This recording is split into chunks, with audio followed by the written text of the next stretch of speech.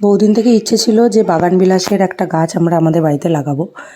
তো ছোটোবেলায় তো এগুলোকে কাগজ ফুল বলেই জানতাম। এখন মানে শুনতে পাই বোগেনভেলিয়া, বাগান বিলাস, এইসব আরও অনেক কিছু নাম।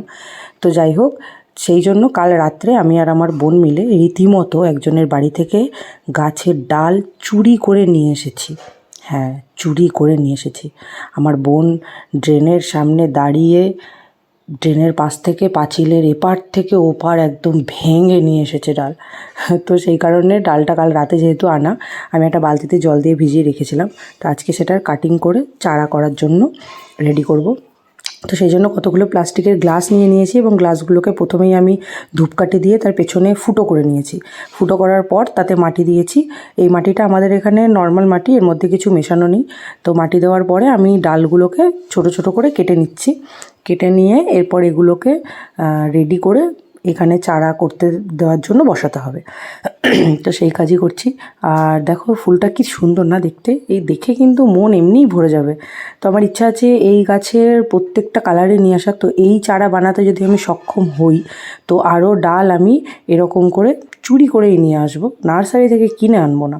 কারণ এটার মজা কিন্তু একটা আলাদা। এই চারা যদি তৈরি করতে পারি তাহলে সেটা মনে করবো একটা লাইফের একটা অ্যাচিভমেন্ট।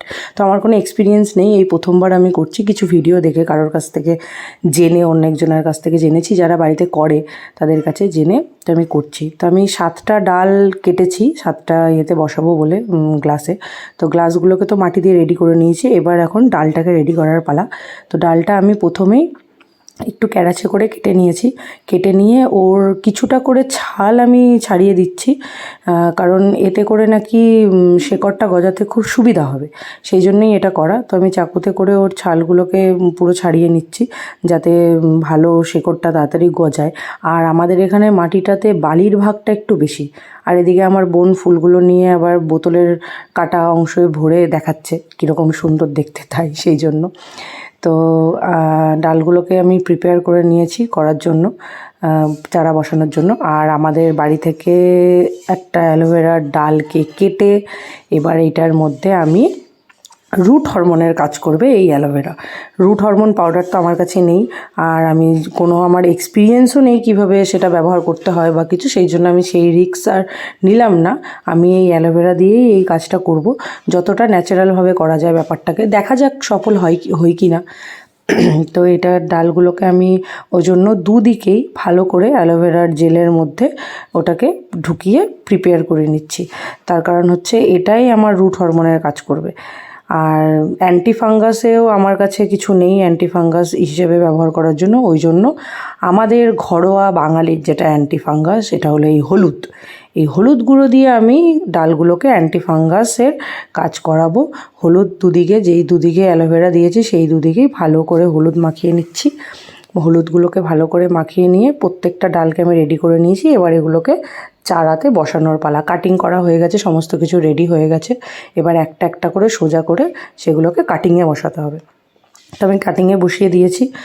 বসিয়ে দিয়ে এরপর প্রত্যেকটাতেই দেওয়া হয়ে গেছে। প্রত্যেকটাতে দেওয়া হয়ে যাওয়ার পরে এবার জল দেওয়ার পালা। আমার বোন একটা বোতলের মুখের মধ্যে ছোট ছোট করে ফুটো করে একটা জল দেওয়ার মতন ব্যবস্থা করেছে, কিন্তু সেটা খুব একটা যে ভালো হয়েছে সেটা বলবো না। তো যার কারণে এই অবস্থা। তারপরে ও নিজে নিয়ে বলছে দে আমাকে, দেখি আমি কেমন পারি। দিয়ে এই যে এই অবস্থা সেটার, এরকম করে ফেলেছে।